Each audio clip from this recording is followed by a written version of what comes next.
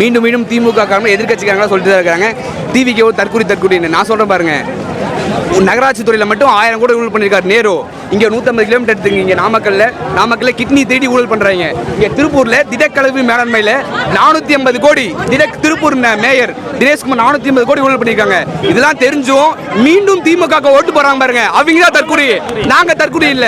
இந்த இடத்துல இது சரியா பதிவு பண்ணிக்கிறோம். திமுக ஒரு தீய சக்தி தான். இது ஆழமா நாங்க பதிவு பண்றோம். இந்த இடத்துல எங்க கொள்கையில கூட்டம் தெளிவா சொன்னார் பாருங்க. ஒரு அடிப்படை மனிதனுக்கு தனி மனித வேலை வாய்ப்பு எல்லாமே சொல்றாரு. இதுக்கு மேல என்ன கொள்கை கேட்கிறேன். ஒரு குடும்பத்தில் ஒருத்தர் டிகிரிங்கிறாரு. ஒரு மனிதன் அடிப்படை மனிதன் கூட குடும்பத்தின் எல்லாமே சொல்றாரு. இதுக்கு என்ன கொள்கை, இதுக்கு மேல என்ன கொள்கை சொல்லணும்? கொள்கையை தெளிவாக எக்ஸ்பிளைன் பண்ணி சொல்லிட்டாரு. நான் அனைவருக்கும் பிறப்பால் அனைவரும் சமங்கிறாரு. அதே ஒரு அடிப்படை கொள்கை தானே. இதுக்கு மேல என்ன கொள்கை கூட சொல்ல முடியும்? திமுக கொள்கையை சொல்லுங்க. என்ன கொள்கை? கோடியா சம்பாரிச்சு கோட்டை கடிச்சிருக்கீங்க, அது கொள்கையா? அது கொள்கைன்னு வச்சுக்கோங்க. 10 ரூபாய் ஆட்டை போட்டிருக்காங்க. சுத்தி 100 கிலோமீட்டருக்குள்ள இத்தனை ஊழல் சொல்றமே. தமிழ்நாடு முழுக்க எத்தனை ஊழல் பண்ணிருப்பாங்க? இதை சொல்லுங்க. சாதாரண மக்களோட உயிரை வச்சு அரசியல் பண்ண எச்சனாயிங்க அவங்க எல்லாம் இருக்கும்போது நாங்க பண்ண 40 உயிரை கொண்டாங்க கருவுல. அதெல்லாம் அரசியல், நாங்க பண்ண அரசியல் கிடையாது. சத்தியமா இல்லையா? உண்மையா சத்தியமா? நானும் விஜய் ரசிகன் இல்லை, கட்சி வாரம் இல்லை, உண்மை தீவிர ரசிகன். நான் லீவ் போட்டு என் மேனேஜர்கிட்ட சொல்லணும், லீவ் போட்டு நான் வந்துருனாலே வேலையே போனாலும் பிரச்சனை இல்லை. அது ஒன்றும் இல்லை, உண்மையை கொள்கை.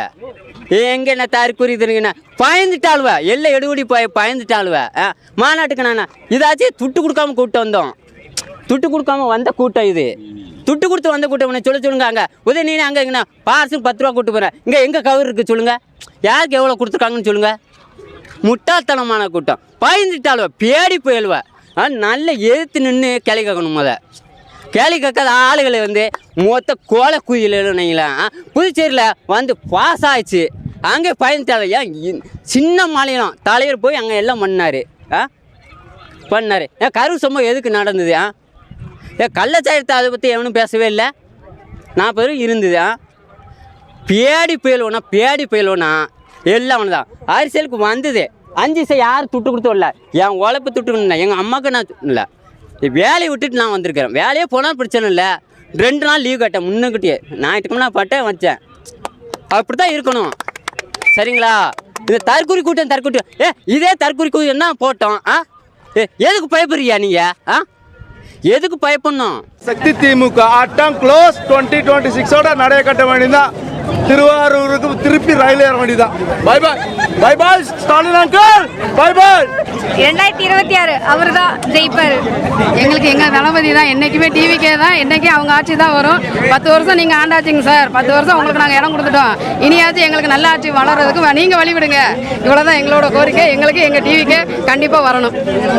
நான் பிறந்தது 1998. துள்ளாத மனமும் துள்ளும் படம் ரிலீஸ் ஆச்சு. அதன்னைக்கு திருப்பூர் மாநகர தலைவர், ரசிகர் மன்ற தலைவர் எனக்கு பேர் வச்சார். நான் எங்கள் ஃபேமிலியை இன்னையிலேருந்து விஜய் ஃபேன் தான். எங்கள் அப்பா அம்மாவும் வந்திருக்காங்க. எல்லாம் சொல்கிறாங்க ஓட்டர் ஐடியோடு இல்லை உங்கள் பசங்களுக்கு எப்படி ஓட்டு போடுவாங்கன்னு. எங்கள் தாத்தா பாட்டியிலேருந்து இன்றைக்கி ஓட்டர் ஐடியோடு ரெடியாக இருக்கிறாங்க. தலைவர் வந்தால் மட்டும் போதும் ஓட்டு போடுறதுக்கு.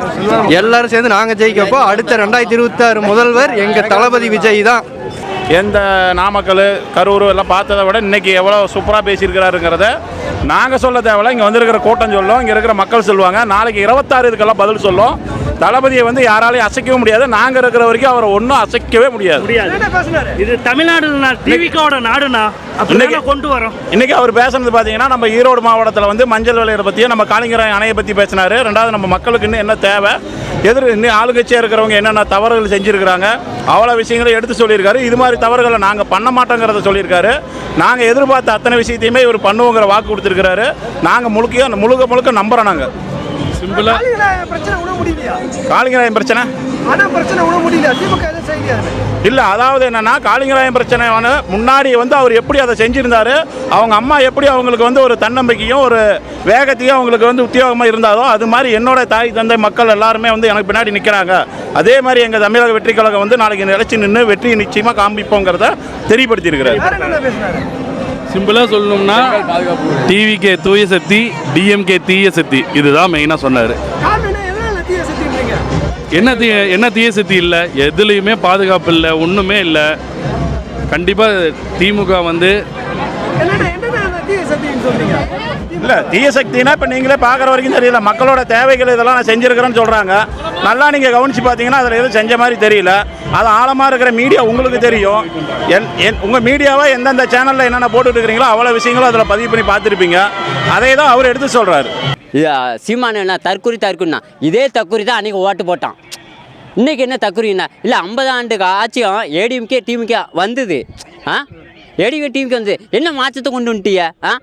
ஏன் சீமான் சொல்கிற எனக்கு ஓட்டு போடுங்கண்ணா. அப்போ அதர் மாநிலத்தில் உள்ள ஓட்டு போடட்டுமே என்னன்னா நான் இல்லை.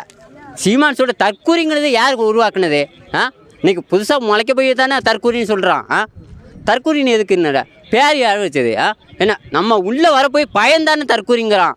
தற்கூரிங்கிறவன் தற்கூரி இல்லை. இதே தற்கூரி தான். எனக்கு என்ன வயசு 36 வயசு.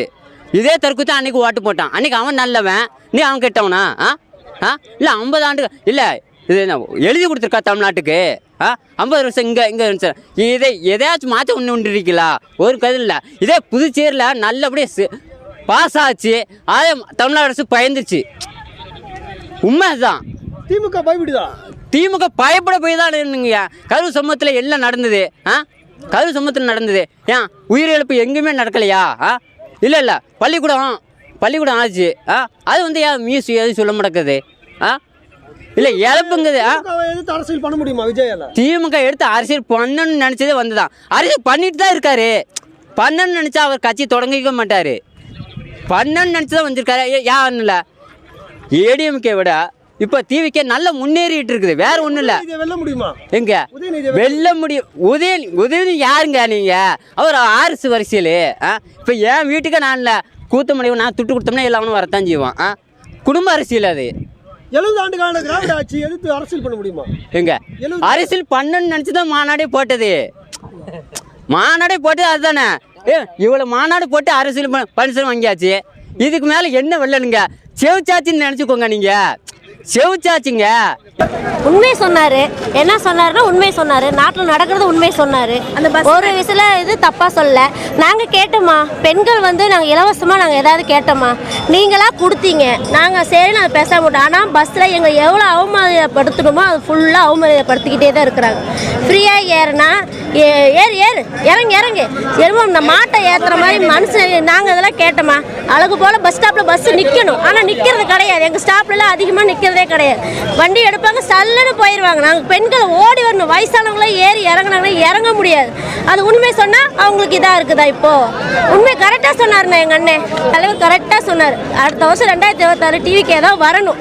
அப்போ தான் மக்களோட இது வந்து பெண்களுக்கும் சரி, இப்போ பசங்க படிப்புலேருந்து எல்லாத்துக்கும் பெண்கள் பாதுகாப்புலேருந்து அவருக்கு இது பண்ணி கொடுப்பாரு. அவர் கண்டிப்பாக எங்கள் அண்ணன் வரணும். டிவிக்கே தான் வரணும். அவர் தான் வருவார். கண்டிப்பாக அவர் தான் கண்டிப்பாக வருவார்.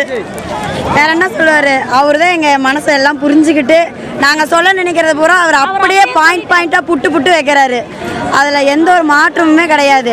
அதாவது நாங்கள் பெண்கள் இதில் அனுபவிச்சுட்டு வந்திருக்கோம். பஸ்ஸில் நாங்கள் இந்த இதெல்லாம் நாங்கள் அனுபவிச்சுட்டு வந்திருக்கோம். ஆனால் ஒவ்வொரு ஆண்கள் வந்து எங்களை வந்து எப்படிலாம் பேசுறாங்க எங்களுக்கு மட்டும் தான் தெரியும். பெண்களுக்கு மட்டும் தான் தெரியாது. வழி வயசானவங்களாம் ஏறி முடியாது, இறங்கவும் முடியாது.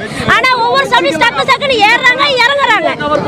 சரிங்களா? அதனால நாங்கள் இப்படி கேட்கவே இல்லை. உங்கள்கிட்ட நாங்கள் ஃப்ரீயாக கொடுங்க நான் கேட்கல. கொடுத்து எங்களை வந்து ரொம்ப கேவலமாக அங்கே நடத்துறாங்க. பஸ்ஸில் நீங்கள் ஃபர்ஸ்ட் நடத்துற வரைக்கும் நல்லா இருந்துச்சு. ஒழுங்காக போயிட்டு எந்த மாநாட்டிலையும் நேருக்கு நேராக எதிர்க்க மாட்டார். எங்கள் அண்ணன் எதிர்ப்பார்.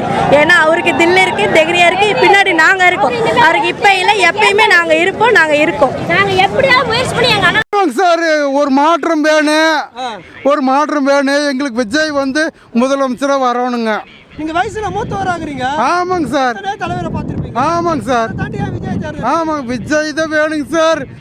எங்களுக்கு உண்மையாலுமே எங்களுக்கு வந்து விஜய் வேணுங்க சார். காரணம் என்ன? விஜய் அவர் வந்து 500 கோடி இழந்துட்டு இங்கே மக்களுக்காக தொண்டு செய்யறதுக்காக வர்றாருங்க சார்.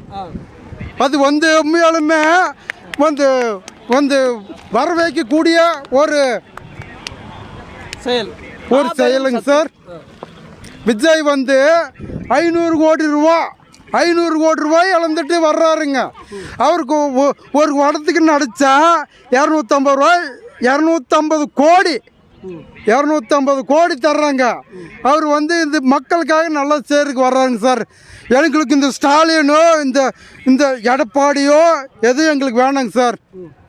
எங்களுக்கு வந்து விஜய் வந்து அவர் அவ்வளோ பெரிய ஸ்டார் நட்சத்திரத்தில் இருக்கிறவரு இங்கே வர்றாருன்னா அது நாம் வந்து பாராட்டக்கூடிய விஷயங்க சார். நேர்மையானவரா விஜய்? ஆமாங்க, நேர்மையானவர் தாங்க. நேர்மைக்கு ஏதாவது உதாரணம் சொல்லுங்க. உதாரணம்னா என்னங்க சார், மக்களுக்காக வந்திருக்கிறாரு, மக்களுக்காக நன்மை செய்கிறாரு. வந்து ஒரு படம் நடிக்கிற போது நாளை ஒரு படத்தில் ஒரு ரசிகர்களை போய் காப்பாத்தினாரு பாத்தீங்களா, அந்த உதாரணமே போகுது. நன்றி. காப்பாத்துவாரா மக்களை? மக்களை காப்பாத்துவார் நிச்சயமா. கன்ஃபார்மா நம்பிக்கை. இவர் வந்து மக்கள் நம்பிக்கை இழக்கூடாது. கண்ணில் தண்ணி வந்து இந்த விஜயமங்கலம் ஏரியாவே வந்து விஜய்க்கு வந்து வரவேற்பு கொடுத்து நாங்கள் இங்கே மாநாடு போட்டதுனால நாங்கள் ரொம்ப சந்தோஷப்படுறோங்க.